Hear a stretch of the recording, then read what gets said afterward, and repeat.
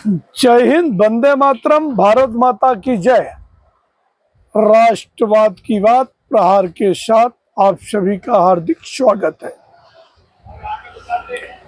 America शायद अपने ही बुने जाल में फंस गया।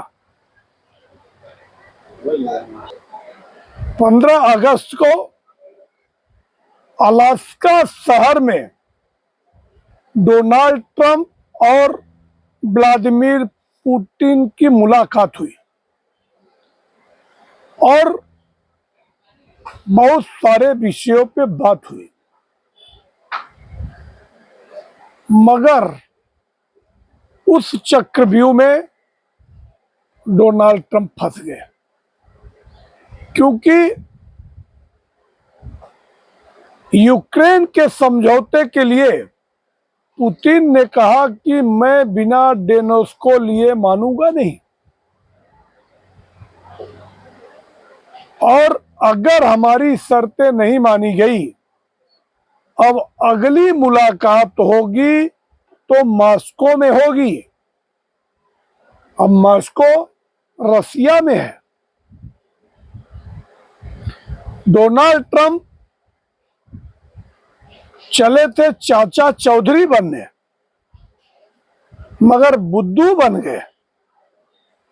उधर जेलेंस्की का आज ट्रंप से मुलाकात हुआ, मगर जेलेंस्की ने कहा कि मैं कोई भी सूरत में नाटो का सदस्य बनना चाहता हूं, और रशिया कहता है कि at any caste it's not possible, ये मैं किसी भी सूरत में बनने नहीं दूंगा। तो जिस शर्त पे सरकार में आए थे डोनाल्ड ट्रंप कि मैं पहुंचते ही यूक्रेन और रशिया का युद्ध सीज फायर करा दूंगा, हमेशा के लिए बंद करा दूंगा, और वैसा होता दिख नहीं रहा। दूसरी तरफ Bharat, China, Russia, Italy, Brazil, सारे ब्रिक्स देश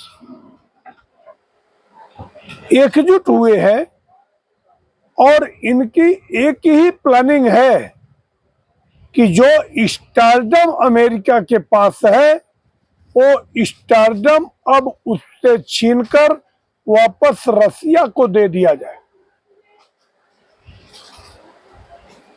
और चाइना के कर्ज तले ऐसा अमेरिका दबा हुआ है कि उसकी पोल पट्टी खुलने वाली है, और आने वाले समय में अमेरिका में ही गृह युद्ध होने वाला है।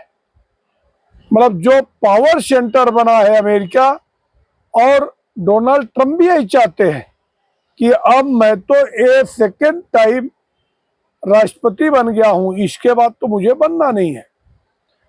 वो चाहते हैं कि अमेरिका का जो स्टारडम है, ये कहीं न कहीं भारत के पास शिफ्ट हो जाए।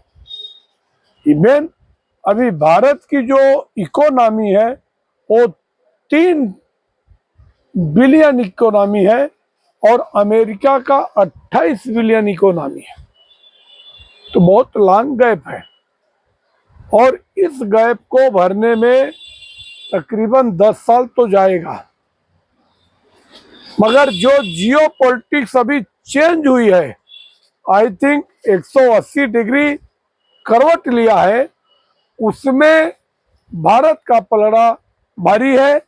और भारत ने अमेरिका के किसी भी दबाव के सामने झुका नहीं, और अमेरिका ने कहा कि जो आप रसिया से तेल लेते हैं, आपको तेल लेना बंद करना पड़ेगा। अगर भारत ने साफ इनकार कर दिया और कहा रसिया हमारा सबसे विश्वसनीय दोस्त है, मैं ऐसी दोस्ती कभी तोड़ नहीं सकता हूं। और मोदी की दोस्ती को बखूबी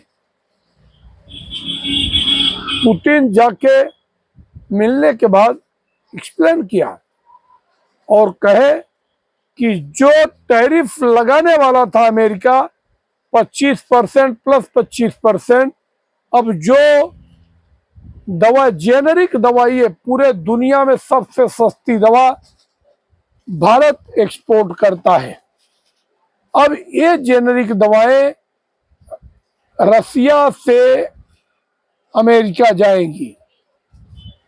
you just try to understand the chronology कि America on behalf of America Bharat सारे मेडिसिन अब डायरेक्ट रसिया को एक्सपोर्ट करेगा और रसिया अमेरिका को एक्सपोर्ट करेगा। ऐसी सहमति बन गई, तो ऐसे में अब उस पे भाव कम हो जाएगा, क्योंकि ये जो टैरिफ वार है अमेरिका और इंडिया का चल रहा है, अमेरिका और रसिया का नहीं चल रहा है। क्योंकि अमेरिका को यूरेनियम जो है वो रसिया सप्लाई करता है और चाइना भी सप्लाई करता है। अगर चाइना के ऊपर 150% लगा दिया था अमेरिका ने टैरिफ, मगर वो टैरिफ कम करके मात्र 35% लगाया है। वही बात है, क्योंकि रसिया जो यूरेनियम देता है तो इनका जो होममेड फाइटर जेट बना रहे, ये सब में बनाने में इनको दिक्कत आ रही है।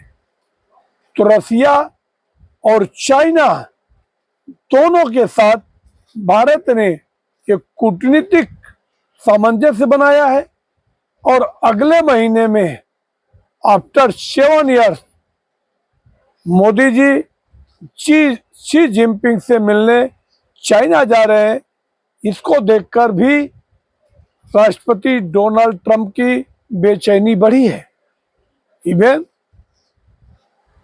अमेरिका के राष्ट्र सचिव इंडिया आए हैं और उन्होंने कहा है कि हम दोनों मित्र देश हैं, हमारे बीच में किसी प्रकार का कोई मतभेद नहीं है।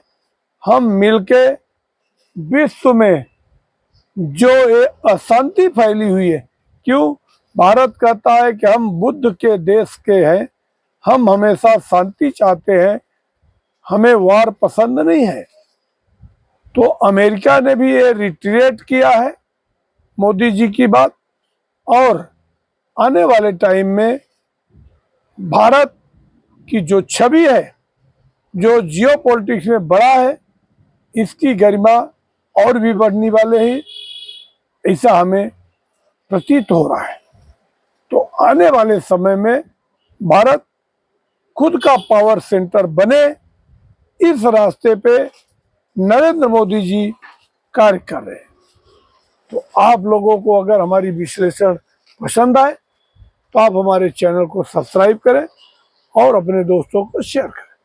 जय हिंद, वंदे मातरम, भारत माता की जय। धन्यवाद।